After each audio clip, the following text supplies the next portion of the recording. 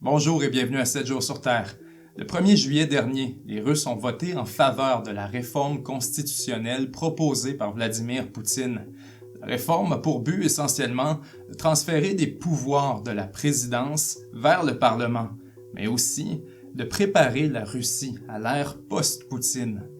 Dans cette actualisation de la Constitution, Poutine semble se donner un rôle symbolique, celui de père de la Russie moderne. Le 15 janvier 2020, Vladimir Poutine initie l'année avec une adresse présidentielle à l'Assemblée fédérale. D'emblée, il déclare que la société demande un changement important. Les graves enjeux qu'il évoque touchent la démographie, la pauvreté, l'éducation, la santé, l'économie, la technologie, l'approvisionnement énergétique, l'histoire et les relations internationales. Il annonce à cet égard la poursuite, l'amélioration et la mise en place de divers projets nationaux, des politiques familiales, des régimes d'assistance parentale, des programmes d'aide sociale, la valorisation des systèmes d'éducation et de santé. Pour que ces projets nationaux soient implantés, souligne Poutine, l'administration étatique doit s'ajuster. Il rappelle que la Constitution a été adoptée en 1993 dans un contexte de crise politique. Depuis, les affaires ont bien changé. Il propose donc des amendements pour la mettre à jour, dont la portée est considérable. Premièrement, la Constitution russe doit primer sur le droit international, les traités internationaux et les décisions des organisations internationales. Deuxièmement, tous les officiers publics occupant des fonctions stratégiques pour la sécurité et la souveraineté nationale ne peuvent pas détenir de citoyenneté étrangère, de permis de résidence à l'étranger ou tout autre document qui leur permettrait de vivre de façon permanente dans un État étranger. Dans le cas du président, plus spécifiquement, les mêmes règles s'appliquent, mais une dimension rétrospective s'ajoute. Sa résidence permanente doit avoir été la Russie pendant au moins 25 ans.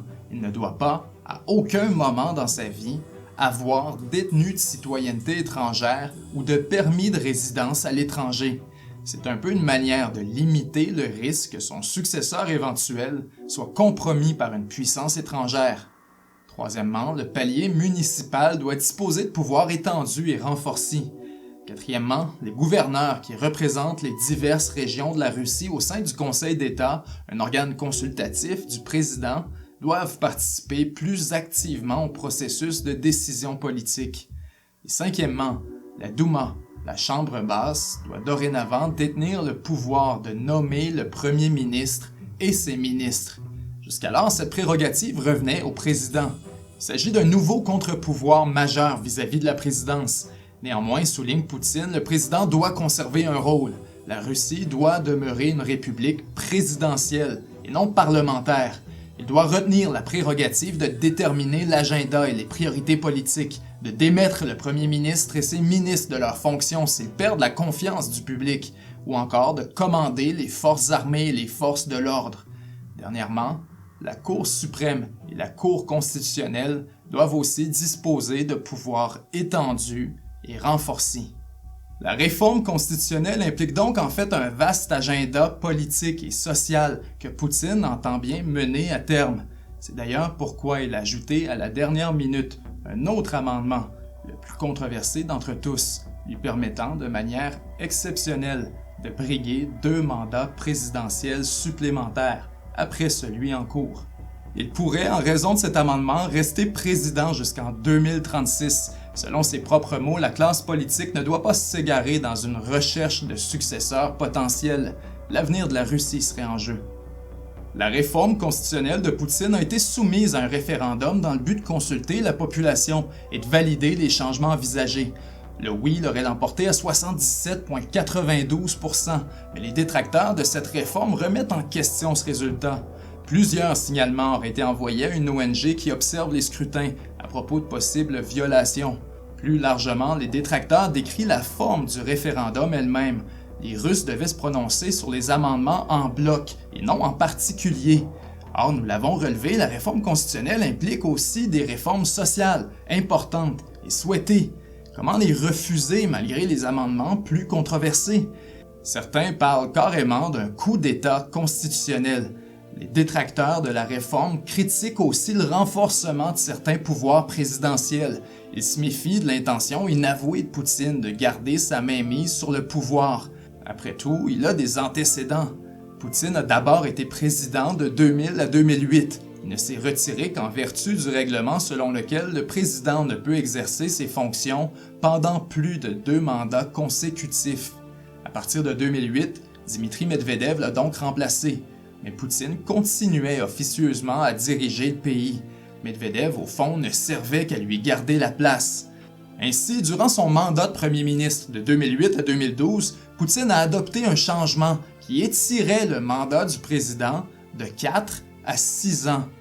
En 2012, lorsqu'il redevint président, il a été le premier à en bénéficier. Il en bénéficie encore aujourd'hui. Ce sont toutes ces manœuvres de préservation et de consolidation du pouvoir qui inquiètent les détracteurs de la réforme constitutionnelle. N'est-elle qu'une farce et une mascarade pour masquer la véritable intention de Poutine d'asseoir davantage son contrôle et sa domination de l'État? Et n'y a-t-il pas un risque inhérent à cette situation qui ne fera que s'aggraver avec le temps? Poutine, rappelons-le, a aujourd'hui 67 ans. Il aurait, en 2036, au terme de son dernier mandat, 83 ans. Un problème de santé, l'État russe serait profondément déstabilisé à son sommet.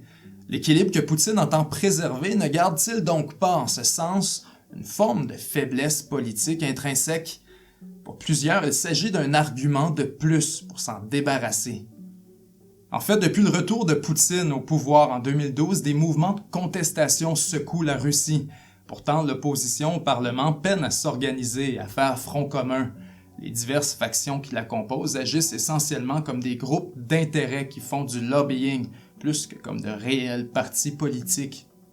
En quelque sorte, c'est cet aspect prépondérant de la vie politique russe, présent depuis l'époque des tsars et de l'ère soviétique, que Poutine tente d'endiguer par sa réforme constitutionnelle.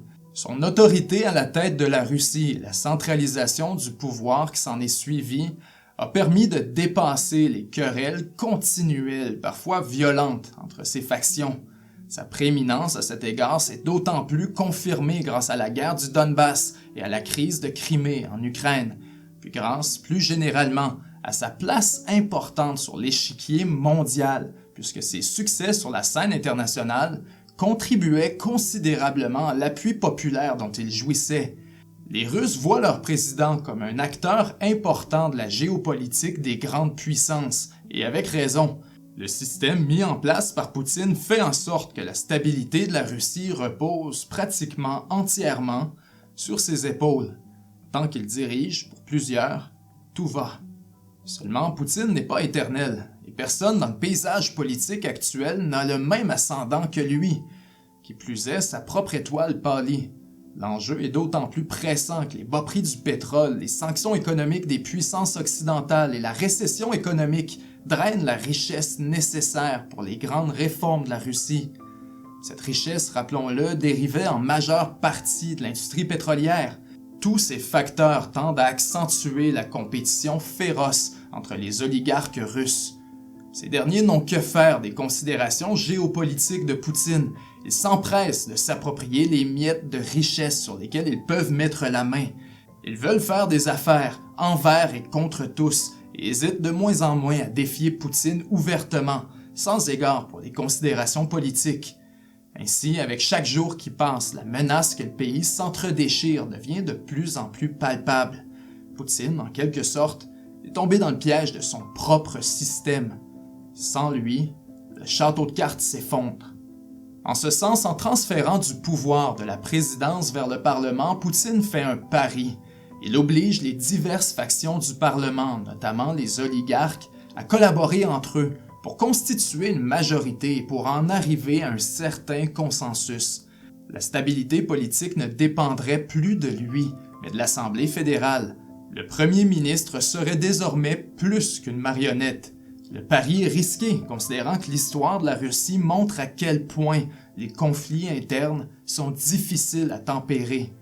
Mais pour Poutine, il n'en demeure pas moins vital pour l'avenir du pays. Au final, la réforme constitutionnelle n'est pas aussi noire ou blanche qu'on voudrait la présenter. Elle étire certainement les mandats de Poutine comme président, mais le Parlement, en contrepartie, augmente ses pouvoirs face à la présidence.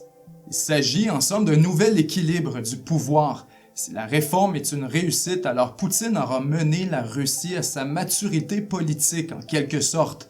Un héritage contesté bien sûr, mais somme toute, une réelle tentative de développer son pays.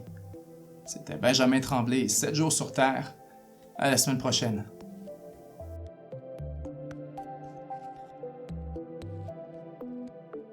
« 7 jours sur Terre » est un média 100% indépendant financé exclusivement par les contributions de ses membres. Si vous croyez que ces capsules sont importantes, vous pouvez contribuer à leur création pour seulement 3 $ par mois et devenir un membre exclusif de 7 jours sur Terre. Vous aurez ainsi accès à une tonne de contenu exclusif, dont une capsule complète et supplémentaire à chaque semaine. Le tout se fait en quelques clics seulement au 7jourssurterre.com/abonnement.